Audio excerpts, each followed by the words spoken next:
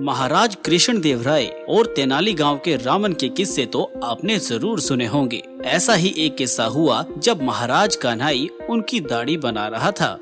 महाराज, आपके राज्य की जनता तो बहुत सुखी है और खुशहाल भी है, लेकिन क्या आपने कभी सोचा है कि आपके पूर्वज जो स्वर्ग में हैं, उनका क्या हाल चाल है? बात तो सोचने वाली है, लेकिन मुझे कैसे मालूम चलेगा कि मेरे पूर्वज किस हाल में हैं?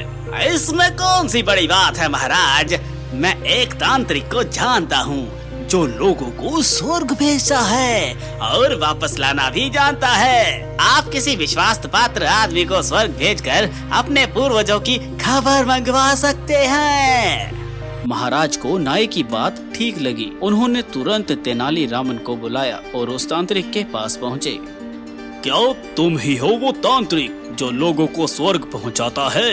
हाँ महाराज, मैं लोगों को स्वर्ग भेजता हूँ और उन्हें वापस भी लाता हूँ। तेनाली रामन को दाल में कुछ काला लगा तो उन्होंने तांत्रिक से पूछा, अच्छा तो ये कैसे करते हो और इस सब में कितना समय लगता है?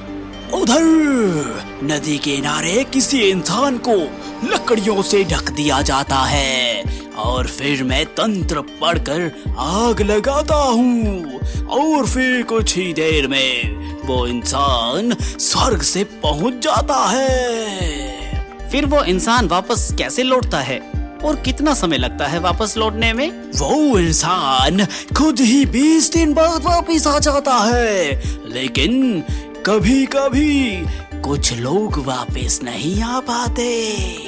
तेनाली रामन ने पूरी बात समझी और फिर तैयारी करने के लिए 5 दिन का समय मांगा। 5 दिन बाद सारी व्यवस्था की गई। रामन को खड़ा करके आसपास लकड़ियां लगाई गई और फिर तांत्रिक ने मंत्र पढ़कर लकड़ियों में आग लगा दी। महाराज, मैंने रामन को स्वर्ग में भेज दिया है। अब बस 20 दिन में वह आपके पूर्वजों का हाल चाल पता करके आते ही होंगे।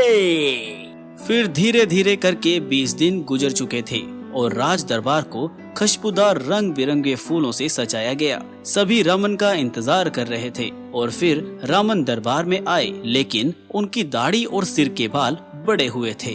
आओ आओ रामन, हम सभी आपका इंतजार कर रहे थे। प्रणाम महाराज। कहो रामन, कैसी रही स्वर्ग की यात्रा और ये तुम्हारे बाल इतने क्यों बड़े हुए हैं? यात्रा तो अच्छी रही महाराज और आपके पूर्वजों से भी मिला, सब बहुत बढ़िया है, लेकिन ऊपर स्वर्ग में एक नाई की कमी बहुत खल रही है। आप मेरा हाल देखिए, सिर्फ 20 दिन में मेरी ये स्थिति है, तो जरा सोचिए आपके पूर्वज जो सालों से स्वर्ग में हैं, उनका क्या हाल हुआ होगा। आप ठीक कहते हैं रामन, हमें तुरंत एक होशियार नाई को स्वर्ग भेजना चाहिए। बस फिर क्या था, 2 सैनिक गए और सलीम नाई को पकड़ लाए। उसे दरबार में लाया गया। सलीम, तुम्हें तुरंत स्वर्ग जाना होगा, वहाँ तुम्हारी ज्यादा जरूरत है। महाराज के आदेश के बाद तुरंत ही सलीम नाई को उस जगह ले जाया गया और उसके आसपास लकड़ियां लगा दी गई। अरे तांत्रिक जी, आप चुपचाप क्यों हैं? अपने मंत्र पढ़िए।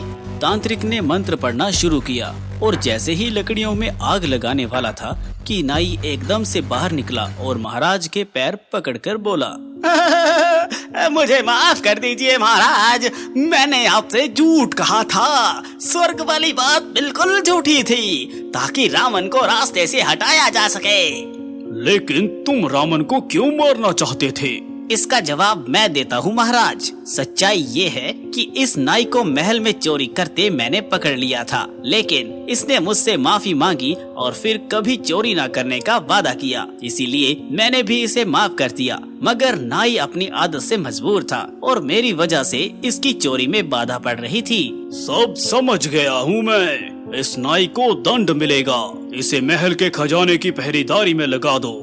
खजाने का पहरेदार? लेकिन वो क्यों महाराज? ताकि ये रोज खजाने को देख देख कर तड़पे, लेकिन चोरी ना कर पाए। लेकिन महाराज, इस अपराध में तो तांत्रिक भी मेरे साथ शामिल है, सजा तो उसे भी मिलनी चाहिए। हाँ बिल्कुल मिलेगी। उसे जिंदा लोगों को जलाने का बहुत शौक है ना, तो उसे बाहर झोंकने का काम दे दो। लेकिन रामन, आप इस षड्यंत्र से कैसे बचे?